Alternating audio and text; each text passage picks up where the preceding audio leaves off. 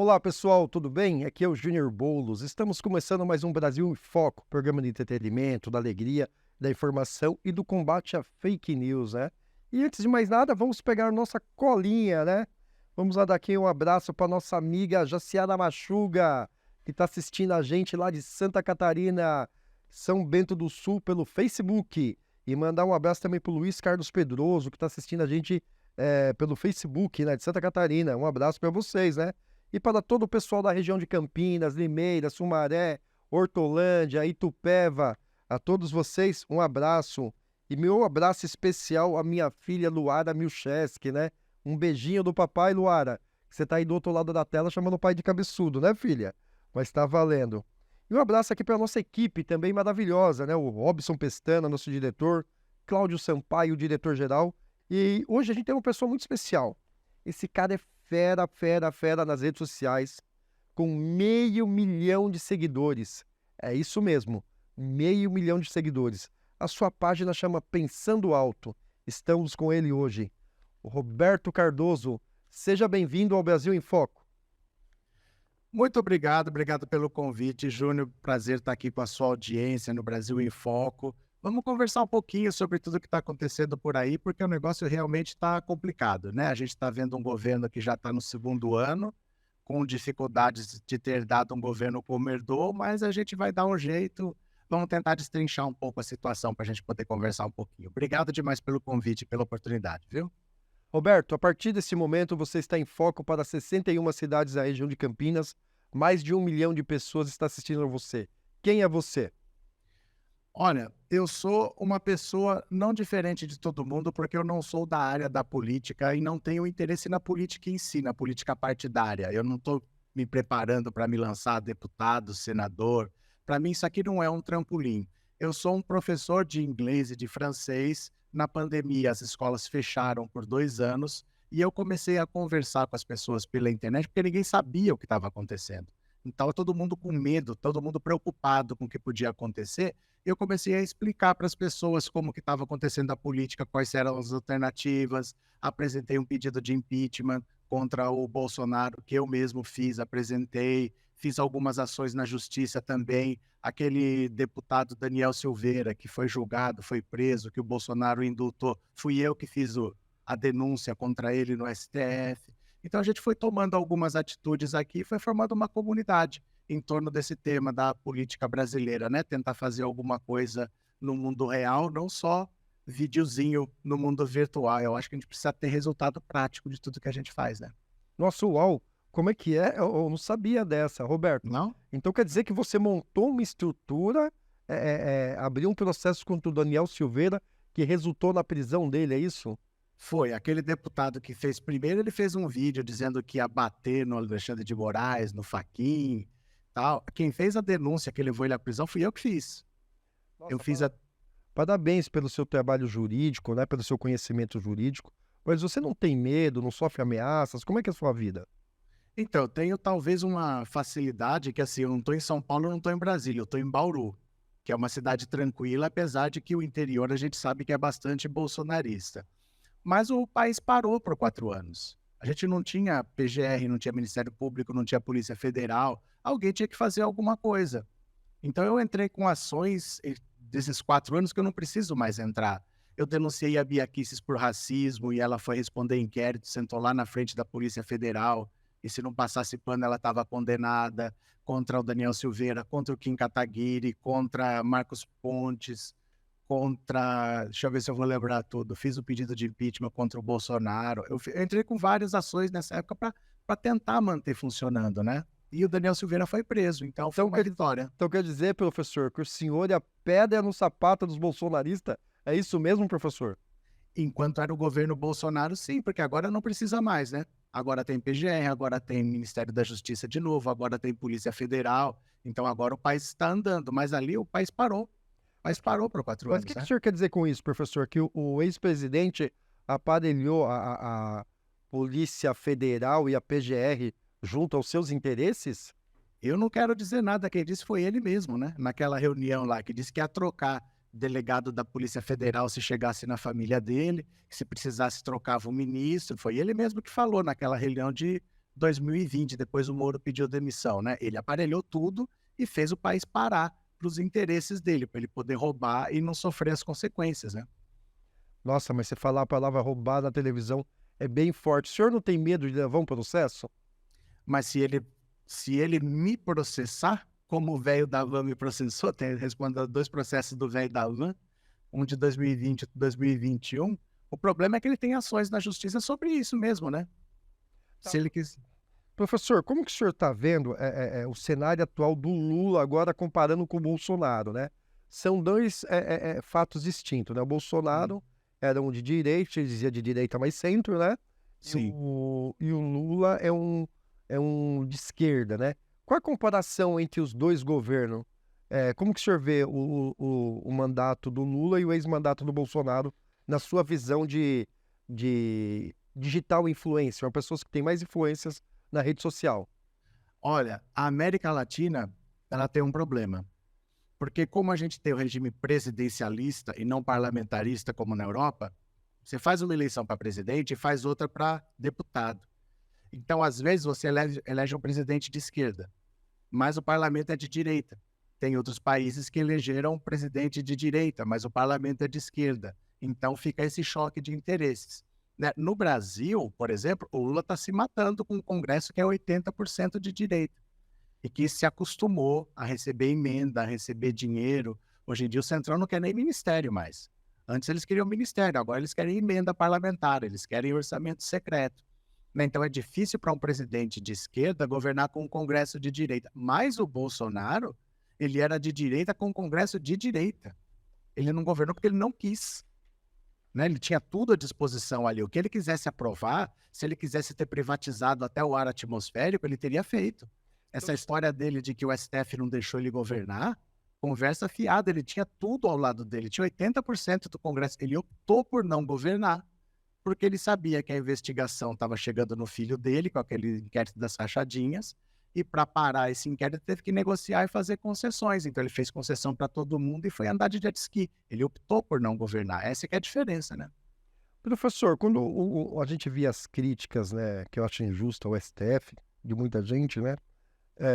Eu não vi em momento algum o STF anular nenhum projeto do Bolsonaro para saúde, educação, nem geração de emprego. Então, de onde que surgiu essas críticas, na sua visão, como uma pessoa que tem uma liderança política e social muito grande, professor? As críticas ao STF, na verdade, não são ao STF, são ao sistema de justiça. Porque as pessoas sabem, quando você precisa de justiça, primeiro, a justiça é lenta. Eu já tive que entrar na justiça contra uma empresa em que eu trabalhava, eu ganhei a ação, mas levou 7 anos. Quer dizer, a pessoa que precisa do dinheiro de uma rescisão, de alguma coisa que foi mal calculada, 7 anos para receber, as pessoas não se revoltam com isso. O juiz tem 60 dias de férias. Quer dizer, a justiça é lenta e o cara não trabalha. Tá, mas Cheio de penduricalho. Aí sempre pende para o lado do rico. As pessoas são revoltadas com a justiça em si, com as mordomias da justiça. E o símbolo é o STF. Tá, e esse ódio específico ao senhor Alexandre de Moraes, né? Porque assim, até então eu não vi nada demais do trabalho dele, eu vi ele agindo dentro da lei, né? O que que o senhor acha que leva esse ódio? Falado até que eu vi uma matéria do jornal da outra emissora falando que iam enforcar ele em praça pública, gente. Olha Isso. que absurdo, é É. uma coisa surreal. Chegamos nesse Então, ponto. como que você vê toda essa raiva, todo esse ódio? Que a divergência política é natural, professor. E você que está do outro lado da tela assistindo a gente, a divergência política faz bem pra gente. Tem que ter uma esquerda, tem que ter uma direita, tem que ter um centro. Qualquer unanimidade é burrice, né? Mas como que Isso. você vê que chegou esse ódio tão grande? É porque, assim, o bolsonarismo, ele não é um movimento político e não é um movimento democrático. Ele é um movimento autoritário, é gente que tem saudade do tempo da ditadura, porque muita gente enriqueceu no tempo da ditadura. O Brasil era um país praticamente rural. Aí os militares pegaram um empréstimo lá fora e investiram tudo aqui no Sudeste, no Sul e viraram as costas para o Nordeste. As cidades cresceram, né, na época do milagre brasileiro. Muita gente enriqueceu no tempo da ditadura. E esse pessoal não tem apego pela democracia. Esse pessoal, se tiver uma ditadura militar aí matando as pessoas, desde que eles ganham dinheiro, tudo bem. Então, o Alexandre de Moraes, que falou não, isso não vai acontecer, não é o tipo de linguagem que eles falam, é porque eles são autoritários. Você vê que se o Bolsonaro quiser colocar 1 milhão de pessoas para quebrar o STF, ele consegue. Mas 500 mil para assinar e fundar um partido, ele não consegue, porque esse pessoal não é interessado em fundar partido. Eles não são interessados na política. Ele não vai fundar um partido nunca. O público dele não quer isso. Ele quer golpe, tanque na rua, fechar STF, fechar o Congresso. Eles querem autoritarismo que rendeu muito lucro para muita gente nos anos 60, 70 e 80. Então, o Alexandre de Moraes, que era secretário de Segurança Pública de São Paulo, enfrentava o PCC, ele não recuou. Mas o resto do STF, se gritar mais grosso, recua, como recuaram várias vezes. Então, eles não estavam esperando essa postura de ninguém do STF, eles achavam que o STF ia ceder. E o Xandão foi a pedra no sapato deles. Então quer dizer que o Xandão foi uma pessoa que ajudou a equilibrar a democracia verdadeiramente de fato, né? É, porque esse caos foi criado pelo próprio STF. Né? Lembra que era para ter um grande acordo nacional com o Supremo, com tudo? Que era para tirar o PT do poder? Essa frase é de 2015 do Romero Jucá. Então ali eles conseguiram fazer o impeachment da Dilma, tirar a Dilma, mas não pode 2 anos depois devolver o governo para o Lula, então prende o Lula, tira. A consequência foi o bolsonarismo. Soltar um pitbull é fácil, mas e para prender? Depois para prender o pitbull deu no que deu, e se não é o Xandão, a casa caía. Ô professor, vamos falar do dia 8, né? Aquele atentado em Brasília. A oposição pediu uma CPI contra eles mesmos, né? E eles ficam pedindo a Câmara. Que Câmara é essa? Que é da sala do Palácio da Justiça do Flávio Dino ou é do Palácio do Planalto? É do Ministério da Justiça, mas nem tem. Não tem tanta câmera assim como eles pedem. É que o bolsonarismo se especializou em mentir. Em mentir, falar que está fazendo e não está fazendo nada, falar que o STF não deixou fazer. Eles ficam criando essas coisas de que não quer entregar a câmera, não quer entregar o código-fonte da urna, não quer entregar não sei o que. Eles inventam essas histórias. Na verdade, o que tem já foi visto, já foi analisado, não tem nada. E todo mundo sabe. Gente, nós vimos ao vivo o que aconteceu. Qual é a dúvida? O ministro André Mendonça, né, do STF, teve uma discussão calorosa com o Alexandre de Moraes e com o Gilmar Mendes, ele citando a Câmara, né? Chegou Sim. até um ministro do STF, isso? Então, é uma loucura isso, porque eles ficam discutindo coisas que não existem, e essas discussões que não existem ficam tomando tempo da Suprema Corte. É só aqui que você dá trela para esse tipo de conversa fiada que não vai para lugar nenhum. Né? Ficar discutindo coisa que não existe, mas será que tem que entregar uma câmera? A câmera nem existe, não tem filmagem. O que tem já foi entregue, porque você acha que interessa ao governo encobertar ato de bolsonarista? Sendo eles que estão no poder, interessaria em cobertar, não entregar alguma coisa? Professor, o senhor fala muito bolsonarista, né? Sim. O senhor tem essa crítica, os bolsonaristas chamam o senhor de esquerdista e comunista, né? Não. O que é o bolsonarismo e a direita? A direita é uma coisa. Exatamente. E o bolsonarismo é outra, né? Então identifique aí para o povo que está lá fora, aqui o povo que assiste o Brasil em Foco, Tati Record TV, qual a diferença da direita e o bolsonarismo, professor, por favor? É interessante você perguntar isso, porque o bolsonarismo não tem nada de direita. E o governo Bolsonaro prova isso. O bolsonarismo é um movimento que já existia antes do Bolsonaro, só não tinha esse nome. Né? Mas a gente via aquele pessoal que votava no Aécio, que votava no Serra para presidente, votava no PSDB, apareceu o Bolsonaro, correu tudo para lá, o PSDB murchou. Na verdade, o Brasil tem uma grande parcela da população que é muito machista, que é muito homofóbica, que é muito racista e que no discurso bizarro do Bolsonaro falou, olha, eu não concordo com muita coisa, mas isso aí eu concordo. Olha, eu não concordo com tudo que ele falou, mas essa parte aí eu acho que tem a ver. O Bolsonaro conseguiu capturar um ressentimento de uma parte da população que tinha privilégios, como eu te falei, no tempo da ditadura militar, onde a educação era só para um grupo, a saúde era só para o outro grupo, e agora isso está mais democratizado, ele conseguiu captar esse ressentimento e canalizar para a política. Mas a direita em si fala de menos intervenção do Estado, sendo que o Bolsonaro é um cara extremamente centralizador.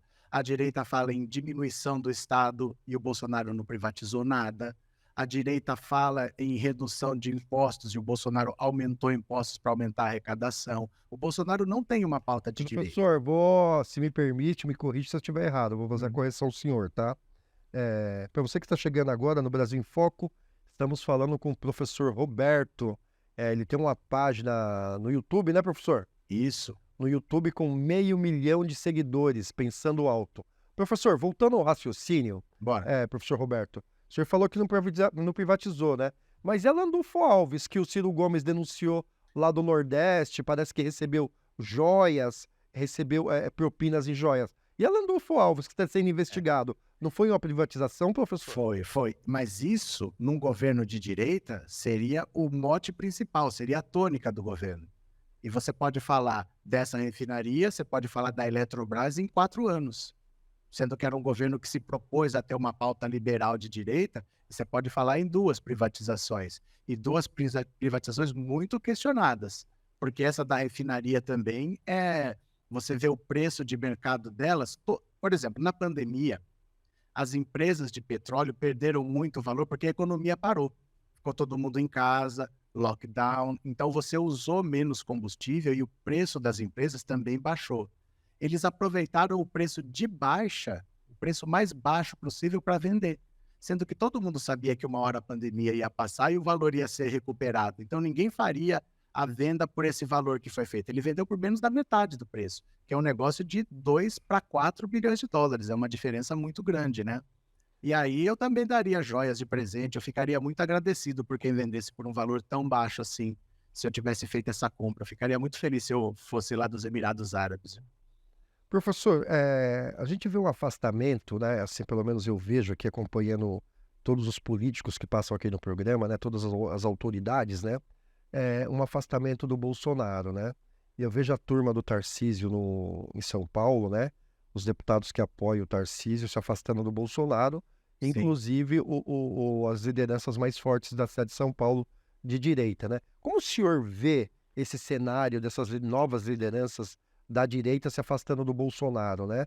E o Tarcísio, ele está com aprovação muito alta no interior de São Paulo, né? Se a reeleição fosse hoje, ele ia ser reeleito com folga. Na capital, nos grandes centros, já não. O governador tem uma rejeição, né? Tem uma rejeição em São Paulo, Guarulhos, São Bernardo, Diadema, onde que ele perdeu para o Haddad, ele tem uma rejeição lá. Mas na região de Indaiatuba, Campinas, onde pega a audiência dessa nobre emissora, ele é muito forte. Como que o senhor vê todo esse contexto e o afastamento dessa turma mediante a figura do Bolsonaro? É que a gente tem que entender por que o Bolsonaro venceu. As pessoas acham que o Bolsonaro venceu por causa das fake news.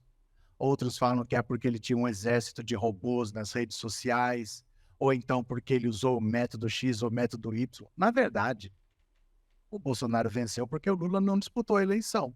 Porque se o Lula venceu o Bolsonaro presidente, imagina se ele não venceria o Bolsonaro deputado. Se tivesse disputado a eleição, não teria tido bolsonarismo. Por isso é exatamente que ele foi retirado da eleição. Não tinha como ele perder a eleição para o Bolsonaro deputado se ele venceu o Bolsonaro presidente. Não é contraditória essa sua fala, professor? Pensa bem Diga. comigo, tá? Vamos raciocinar. Se o senhor falou que o bolsonarismo já existia antes, mas não tinha um Sim. nome, né? Aí ele existiu. Mas Sim. então, o bolsonarismo é uma turma que o senhor, me corrija se eu estiver errado, é uma turma que luta por um sistema militarismo, um sistema mais Autoritário.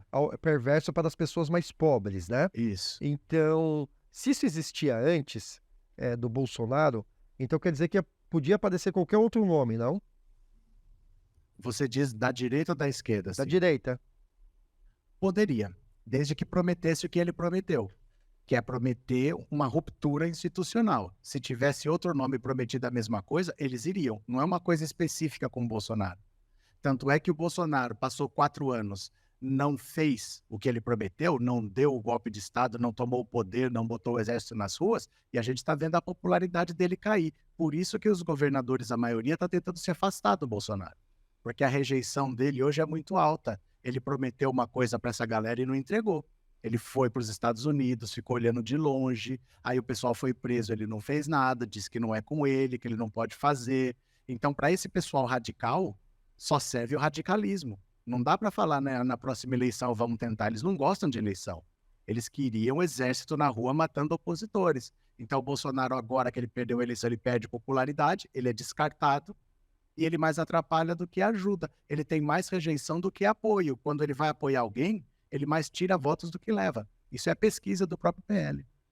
Para você que chegou agora no Brasil em Foco, estamos falando com o professor Roberto, da página Pensando Alto, com 500.000 de seguidores, uma pessoa muito inteligente, que conhece muito de política, e é um debate político. E você que está aí do outro lado da telinha, algum deputado bolsonarista, que queira no futuro contrapor a fala do Roberto, está convidado para vir um Brasil em Foco. Aqui é um programa democrático, e aqui a gente escuta todos os lados com muito respeito, com muito carinho e com muita harmonia. Professor, vamos mudar um pouco de assunto. Esquece do Bora. Bolsonaro. Vamos Deixa falar lá. do Sérgio Moro. Sim. Sérgio Olha, Moro. Sérgio Moro é um ainda senador, né? Ele É. está cassado já, ele mesmo sabe que vai acontecer, e não é perseguição, não é nada. Ele gastou muito, muito mais do que ele poderia. Existe um limite.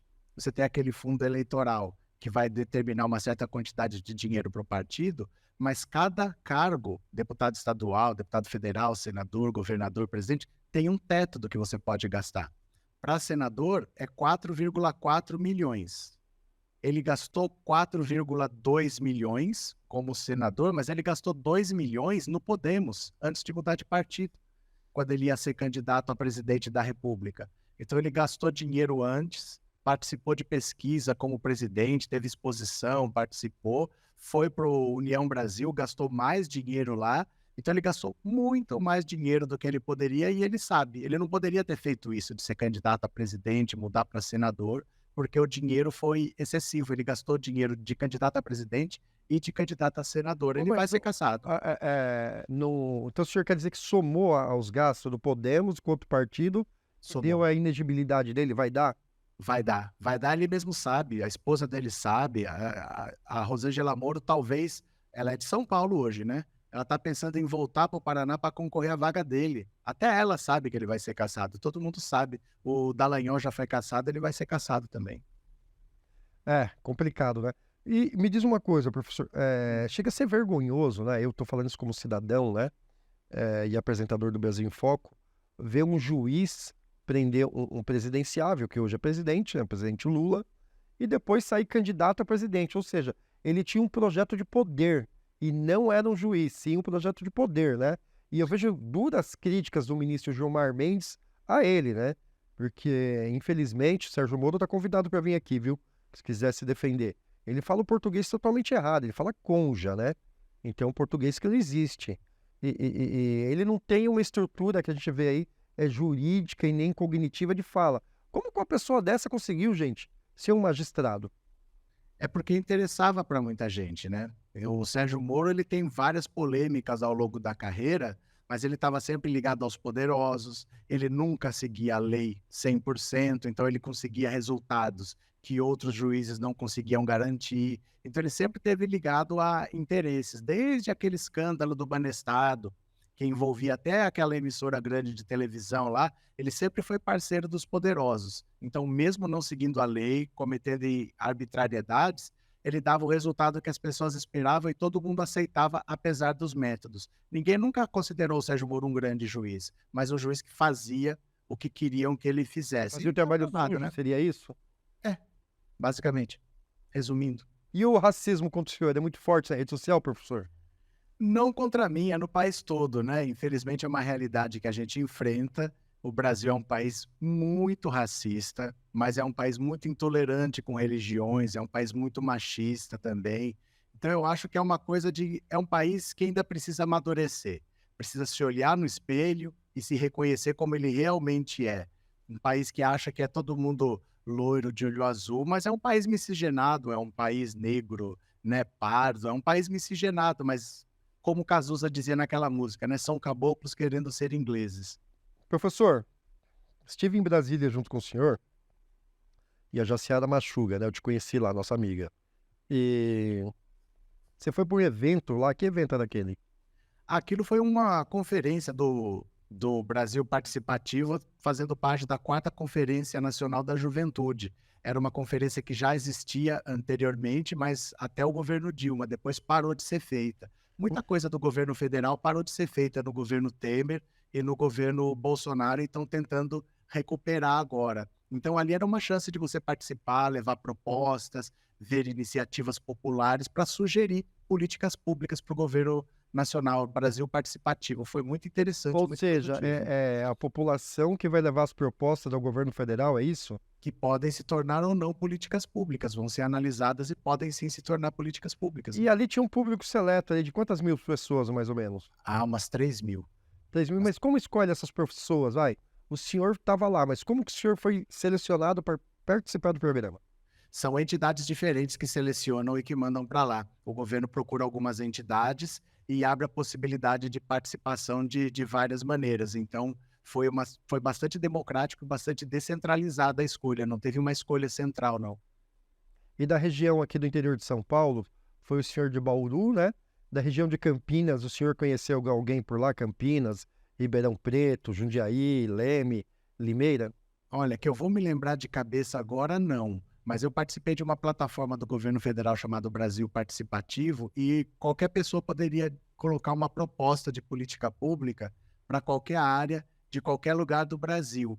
Então, ali, muitas pessoas foram chamadas por esse Brasil Participativo. Tinha várias maneiras de participar e vai ter o ano que vem. Aí a gente avisa com antecedência para as pessoas poderem participar se quiserem. Tá sim, é legal até, a gente abre espaço para o senhor, tá apresentando esse programa o ano que vem, né? Do Brasil Participativo, para as pessoas levarem ideia para o governo federal. Isso. E professor, como que está a educação hoje no Brasil? Aprovou agora um projeto de lei que os jovens vão receber aí, parece que uma bolsa para estudar, né? Isso. Isso existe na maior parte dos países europeus. Aliás, tudo que se critica que o governo Lula faz no Brasil, na maior parte dos países da Europa tem. Então, tem país que quando você nasce, o governo já dá uma ajuda de custo, entra na escola, o governo dá mais um dinheiro, vai trabalhar, paga a faculdade. Tem país que tem benefício para tudo ali. E para muitos é uma dificuldade realmente estudar, porque você precisa levar o sustento para casa. Então, uma ajuda que vai ser pequena, não vai ser nada que vai deixar ninguém rico, mas é um incentivo para a pessoa não sair e continuar estudando. É preciso ajudar as pessoas a estudarem. Depois que já estiver andando, é tranquilo, mas a gente está no começo, a gente está muito cru ainda. Então, onde não tem estrutura, onde não tem tanto apoio, a gente precisa ajudar as pessoas a continuarem na escola, porque esse país não sai do buraco sem investir pesado em educação, mas pesado mesmo, né? Professor, foi muito bom falar com você. O tempo passa muito rápido, né? O senhor é uma pessoa dinâmica, uma pessoa inteligente, que eu admiro muito. Parabéns pela sua página Pensando Alto, tá? Queria deixar aqui o meu agradecimento por participar do programa, por dar o seu prestígio, da sua audiência ao nosso programa. E o senhor tem aí 1 minuto e meio para fazer suas considerações finais, mandar o abraço para quem que o senhor quiser mandar. Olha, eu agradeço muito a oportunidade, agradeço de verdade, de coração mesmo. É muito difícil a gente conseguir falar, porque as pessoas não são acostumadas a ouvir. Hoje em dia todo mundo quer falar, todo mundo quer dar opinião, mas ninguém quer ouvir. Então a gente tem que valorizar muito quando alguém convida e dá essa oportunidade da gente falar. Eu tento no meu canal conversar com as pessoas para que elas tenham esse hábito de falar e de ouvir, e a gente tentar construir alguma coisa. Quem quiser me acompanhar, qualquer rede social, se você colocar Pensando Alto, você vai me achar. Pode ser TikTok, pode ser Instagram, pode ser YouTube. Vai ser um prazer receber vocês todos lá. A gente conversa sobre política do Brasil de uma maneira simples, sem termos técnicos, porque é importante formar público interessado em política para que não venha um mentiroso mais uma vez ganhar seu voto prometendo paraíso para você. É importante que você entenda o país onde você vive, entenda como a política funciona, para você saber o que você pode cobrar, o que é o seu direito que às vezes nem você sabe. Então aparece lá, vem conversar com a gente. Agradeço de novo ao Júnior, ao Brasil em Foco pela oportunidade e eu estou esperando vocês. Vai ser um prazer poder receber todo mundo. Muito obrigado a todos. Valeu mesmo de coração. Muito obrigado, professor, e até o próximo Brasil em Foco.